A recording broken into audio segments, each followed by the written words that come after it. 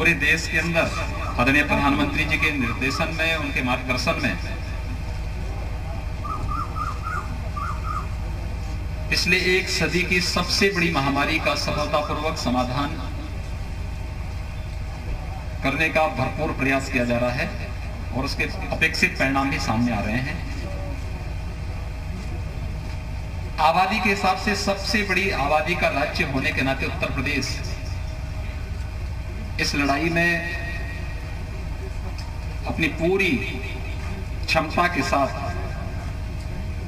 अपने प्रदेश की जनता के जीवन को भी और उनकी जीविका को बचाने के लिए भी हर संभव प्रयास कर रहा है।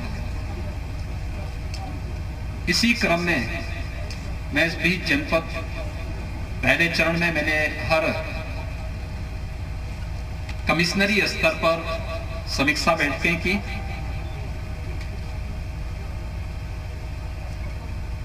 कमिश्नरी स्तर की समीक्षा बैठक में प्रत्येक जनपद में चलने वाली गतिविधियों के बारे में जानकारी लेना। यद्यपि मैं प्रदेश के अंदर हम लोगों की टीम 9 की बैठक निरंतर होती है, इन चीजों पे हम गतिविधियां वहां पर हर जनपद में होने वाली गतिविधियों की समीक्षा करते हैं,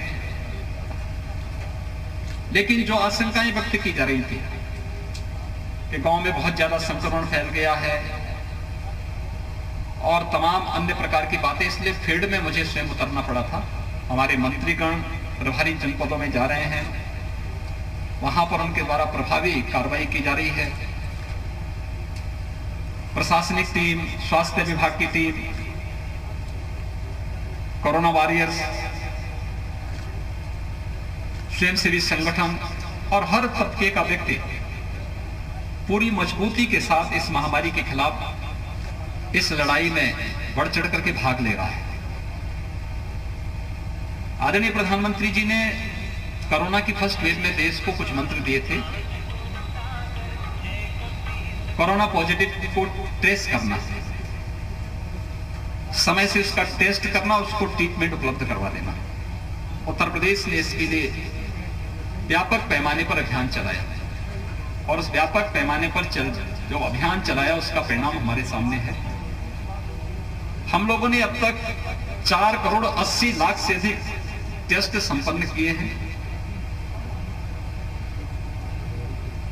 प्रदेश के अंदर जो आशंका व्यक्त की जा रही थी सेकेंड वेव में कि 10 मई के बाद उत्तर प्रदेश के अंदर 30 लाख से अधिक एक्टिव केस होंगे, स्थिति भयावह होगी, अनियंत्रित होगी। कोविड प्रबंधन का एक उदाहरण प्रस्तुत करते हुए उत्तर प्रदेश ने, जहां पर आशंका व्यक्त की जा रही थी कि 30 लाख से ज्यादा एक्टिव केस प्रदेश में होंगे, स्थिति अनियंत्रित होगी, आज उस उत्तर प्रदेश में मात्र 58,000 एक्टिव केस कोविड के रह गए हैं। पॉजिटिविटी रेट उत्तर प्रदेश की 95% से अधिक हो गई है और पॉजिटिव रिकवरी रेट 95% से अधिक और पॉजिटिविटी रेट निरंतर डाउन है। अगर आज की हम देखेंगे तो 1 के आसपास है और ओवरऑल हम देखेंगे तो पॉजिटिविटी उत्तर प्रदेश के अंदर 3 के आसपास बनी हुई है। यानी पॉजिटिविटी रेट को कम करना और रिकवरी रेट को बढ़ाना इस पूरे अभियान का हिस्सा था और हम लोगों ने उसमें सफलता प्राप्त की। आज उसका परिणाम है कि हर एक जनपद में टेस्ट की क्षमता बढ़ाई जा रही है। आज ही यानी कल उत्तर प्रदेश में 3,56,000 से अधिक टेस्ट हुए। आज 3,47,000 से अधिक टेस्ट उत्तर प्रदेश के अंदर हुए हैं। टेस्ट की क्षमता को निरंतर बढ़ाया गया है। निगरानी समितियां गांव-गांव जा रही हैं, स्क्रीनिंग का काम कर रही हैं, हर लक्षण युक्त व्यक्ति को मेडिसिन किट वितरित कर रही हैं। आरआरटी की टीम अगले 24 घंटे के अंदर उन सभी लोगों का एंटीजन टेस्ट कर रही है। संदिग्ध लोगों को आरटीपीसीआर टेस्ट के लिए सैंपल इकट्ठे किए जा रहे हैं और उसका एक व्यापक परिणाम सामने आया है कि पिछले 26-27 दिन में जो एक्टिव केस थे या 82 से लेकर 85% तक इसमें गिरावट आई है और निरंतर कोरोना पर प्रभावी नियंत्रण करने की दिशा में सरकार ने आगे कदम बढ़ाया है। उत्तर प्रदेश के बारे में कहा जाता था कि एक दिन में यहाँ 25 अप्रैल के बाद से लेकर के और मई में 1 लाख केस प्रतिदिन आएंगे। आज के जो आंकड़े हैं मात्र 3,200 पॉजिटिव केस उत्तर प्रदेश में आए हैं, पूरे उत्तर प्रदेश में आए हैं। यानी हम लोगों का जो अभियान है वो सफलतापूर्वक आगे बढ़ रहा है। और इसीलिए कमिश्नरी स्तर की समीक्षा बैठकों के बाद अब मैं जनपद स्तरीय समीक्षा बैठकों के लिए निकला हूं। कल मैंने देवरिया और कुशीनगर जनपद की समीक्षा बैठक ली थी। आज मैं सिद्धार्थनगर और बस्ती जनपद की समीक्षा बैठकों के साथ साथ कोरोना प्रबंधन के साथ साथ इन जनपदों में हम लोग कैसे इंसेफ्लाइटिस से बचाव और अन्य वेक्टर बॉर्न डिजीज से भी बचाव के लिए क्या अन्य उपाय हमें करने हैं, क्योंकि पिछले 4 वर्षों के दौरान जो उपाय किए गए हैं उसके परिणाम आए हैं। उस पर आगामी रणनीति को तय करने के लिए भी आज मैं इन सभी जनपदों के भ्रमण में हूं, क्योंकि इंसेफ्लाइटिस की दृष्टि अगर आप देखेंगे तो गोरखपुर, बस्ती, कमिश्नरी सबसे संवेदनशील है। सबसे अधिक इंसेफ्लाइटिस से जुड़े हुए पेशेंट इन्हीं जनपदों में हैं। और इसीलिए भारत सरकार के सहयोग से 4 साल पहले हम लोगों ने हर मेडिकल कॉलेज में पीकू का निर्माण किया था। हर डिस्ट्रिक्ट हॉस्पिटल में पीकू का निर्माण हुआ। कुछ सीएससी में भी मिनी पीकू का निर्माण हुआ। ये मिनी पीकू हमारे लिए, या पीकू पीडियाट्रिक आईसीयू, ये हमें वर्तमान में कोरोना में भी ये उपयोगी हो रहे हैं बच्चों के लिए, थर्ड वेव में भी उपयोगी होंगे और इंसेफ्लाइटिस के उपचार में भी होंगे। ये सभी कार्यक्रम लगातार सरकार की तरफ से सफलतापूर्वक आगे बढ़ रहे हैं। हमें जहां प्रत्येक व्यक्ति के जीवन को बचाना है, इसमें समय से उसके उपचार के लिए मेडिसिन उपलब्ध करवाने की व्यवस्था हो, उसके टेस्ट की व्यवस्था हो, या फिर हॉस्पिटल में भी अच्छा ट्रीटमेंट उसे मिल सके, इस प्रकार की व्यवस्था को आगे बढ़ाने का कार्य हो, या फिर वैक्सीन का कवर उसे उपलब्ध करवाने का। जनपद सिद्धार्थनगर में 1 जून से 18 से 44 वर्ष की आयु के सभी लोगों को भी वैक्सीन उपलब्ध होगा। और वैक्सीन में भी हम लोगों ने कुछ तय किए हैं। जो थर्ड वेव की आशंका व्यक्त की जा रही है कि बच्चों पर इसका अटैक ज्यादा हो सकता है, हम लोगों ने अभी हर जनपद में पीको के गठन की कार्रवाई शुरू की है। सिद्धार्थनगर जनपद में हर विधानसभा में सीएससी, एक सीएससी में कम से कम एक मिनी पीको का निर्माण हो, इसके बारे में भी यहाँ पर जिला प्रशासन को आवश्यक दिशा निर्देश दिए गए हैं। मेडिसिन किट हर जनपद में उपलब्ध करवाने की कार्रवाई हम बच्चों के लिए भी करने जा रहे हैं, जिससे समय पे उपचार की व्यवस्था हो सके, लेकिन समय पे उन्हें किसी हॉस्पिटल में या नजदीक के इंसेफ्लाइटिस ट्रीटमेंट सेंटर में भी ये सुविधा उपलब्ध कराया जा सके, इसकी भी हमारी साथ साथ तैयारी चल रही है।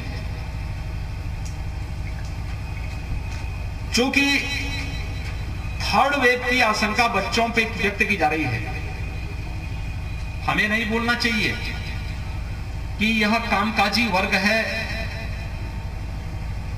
12 वर्ष से नीचे के बच्चों के जो भी अभिभावक हैं, ये कामकाजी वर्ग है। अपनी नौकरी के लिए, अपने व्यवसाय के लिए, अपने अन्य काम धंधों के लिए उनको घर के बाहर निकलना पड़ता है।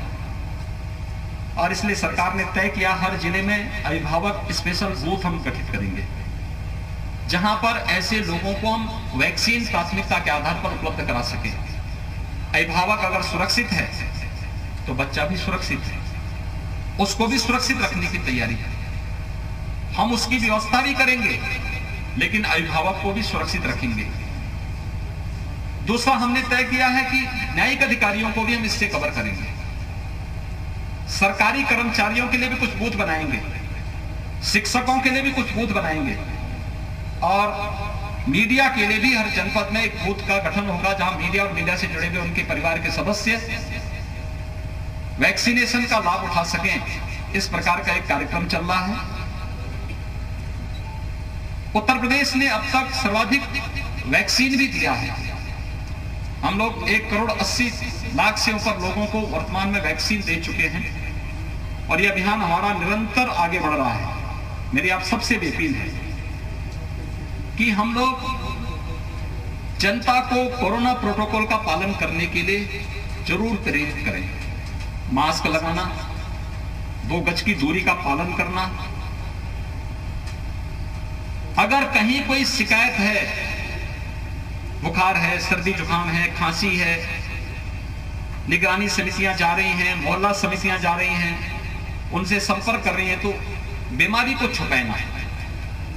मेडिसिन किट ले लें, अपना टेस्ट जरूर करवा लें। टेस्ट कराने से कोई भागे ना, और इसमें आप लोग बड़ी भूमिका का निर्वहन कर सकते हैं। दूसरा, वैक्सीन के बारे में किसी भी प्रकार की कोई गलतफहमी और कोई भ्रामक प्रचार किसी को नहीं करने देना चाहिए। यह वैक्सीन सुरक्षा कवच प्रदान करता है हर व्यक्ति को, इसलिए वैक्सीन हर व्यक्ति जरूर लगाए।